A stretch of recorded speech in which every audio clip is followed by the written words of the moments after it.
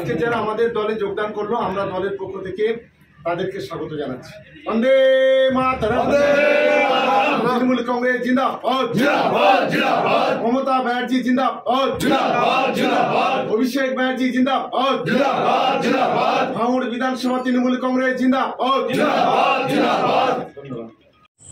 ভাঙড়ে আবারও আইএসএফে বড়সড় ভাঙন। আইএসএফ নেতাকর্মী সহ তৃণমূল কংগ্রেসে যোগদান। রবিবার চালতাবেড়িয়ার আইএসএফ নেতাকর্মী সহ তৃণমূল কংগ্রেসে যোগদান করল। ঘটকপুকুর তৃণমূল কংগ্রেস কার্যালয়ে বিধায়ক শওকত মোল্লার হাত ধরেই তারা এদিন তৃণমূল কংগ্রেসে যোগদান করেন। তাদের হাতে তৃণমূল কংগ্রেসের দলীয় পতাকা তুলে দেন বিধায়ক শওকত মোল্লা। কেন তারা আইএসএফ ছেড়ে তৃণমূল কংগ্রেসে যোগদান করলো বা এ বিষয়ে কি বলছেন বিধায়ক শওকত মোল্লা, চলুন আমরা বিস্তারিত দেখে নেব। আইএসএফ ছাড়লেন কেন? দেখুন, একটা মানুষ ধরে নেন, এই যে মানুষগুলো আছে, আইএসএফ কি একার দ্বারা হয়? কোনো দল একার দ্বারা হয়? হয় না।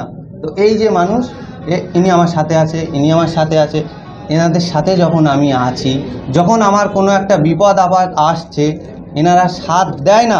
ঠিক আছে, চলো মেনে নিচ্ছি, তারা সাথ দেয় না, আমি আমার মতো দেখে নেব, আমার মতন আমি পরিস্থিতি করে নেব, আমি আমার মতন রাস্তা খুঁজে নেব। কিন্তু এরাই যদি আমার বিরুদ্ধে লাগার চেষ্টা করে, আমার কাঁধে হাত রেখে আবার আমার যদি আঘাতটা করার চেষ্টা করে, আমার পেটে ছুরি মারার চেষ্টা করে, তখন আমি যাব কোথায়? তখন আমি যাব কোথায়? তাহলে কি আইএসএফ গোষ্ঠী কন্দলের জন্যই আপনি বার হয়ে গেছেন? একদম একদম। ও কথা একবার কেন, আমি বলবো। ওখানে অনেক অনেক মানে ভালো আছে, আমি সে বিষয়ে যাচ্ছি না। অনেক আকাটও আছে, তারা রীতিনীতি বোঝে না। তারা কিছু কিছু সময় সেখানে মানে আইএসএফের যখন প্রয়োজন হয় তখন ডেকে নেবে, ডেকে নিয়ে আবার যখন মানে হবে, অন্য সময় গিয়ে যারা মানে অন্য দলে আছে তাদের সাথে মিশে আবার এখানে আঘাত করার চেষ্টা করে দেবে। যখন গোষ্ঠীমণ্ডল হয় তখন কি আপনি উপর নেতৃত্ব বা নওশাদ সিদ্দিকী এমএলএ সাহেবকে জানাননি আপনি? দেখুন, উপরের নেতৃত্ব পর্যন্ত আমি সেখানে যাব না, উপরের নেতৃত্ব পর্যন্ত যাব না। আমার পাড়া, আমার গায়ের পাশে যে থাকবে, আমার পাশে যে থাকবে, তার আঘাতটা সব থেকে বড় কথা, তার আঘাত। ঠিক আছে, সেই আঘাতের কারণে চলে আসা। নওশাদ সিদ্দিকী অনেক সময় দাবি করেছেন যারা আজকে আইএসএফ ছেড়ে তৃণমূলে যোগদান করছেন, বিধানসভা আসলেই তারা আবার মুখ ঘুরিয়ে নেবে তৃণমূল থেকে। সেটা মানুষের রায়। যে দল পাশে থাকবে, যে দল পাশে থাকবে জনসাধারণের, যে দল উন্নয়ন ঘটাবে, যে দলের পাশে সারা ভাঙড় বিধানসভা থাকবে, তো সেখানে আবার ফিরে আসার কি দরকার? আপনি তাহলে বলছেন যে ভাঙড়ে টিএমসি উন্নয়ন করছে? হ্যাঁ, অবভিয়াসলি উন্নয়ন করছে। আমাদের ভাঙড়টা একরকম পরিস্থিতি আগে ছিল, একরকম হয়ে গেছে। ভাঙড়ের মধ্যে এখনও অনেক অনেক খারাপ কিছু আছে, এখনও অনেক অনেক খারাপ কিছু আছে বড় বড় জায়গার দ্বারা, সেসব সব আস্তে আস্তে ঠিক হয়ে যাবে। কোন অঞ্চল থেকে কতজন যোগ দিলেন? আমরা 166 নম্বর বুথ চালতাবেড়িয়া অঞ্চল থেকে। এখানে তো মানে চার দেয়ালের মধ্যে এই মুহূর্তে 20-25 জন।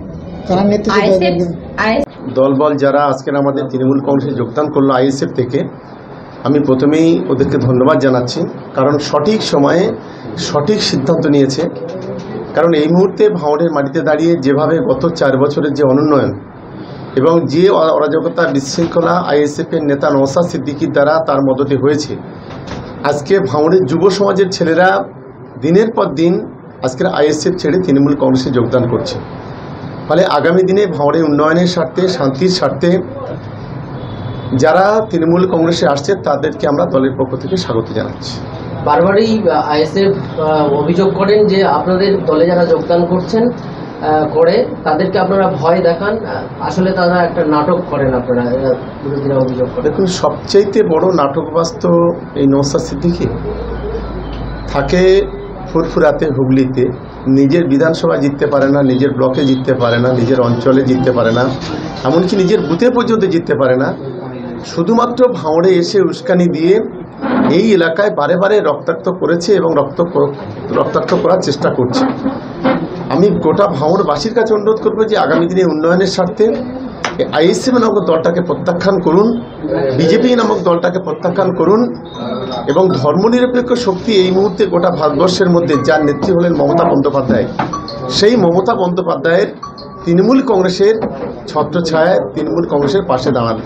এই আবেদনটুকু আমি গোটা ভাঙড়বাসীর কাছে করব আপনাদের মাধ্যমে।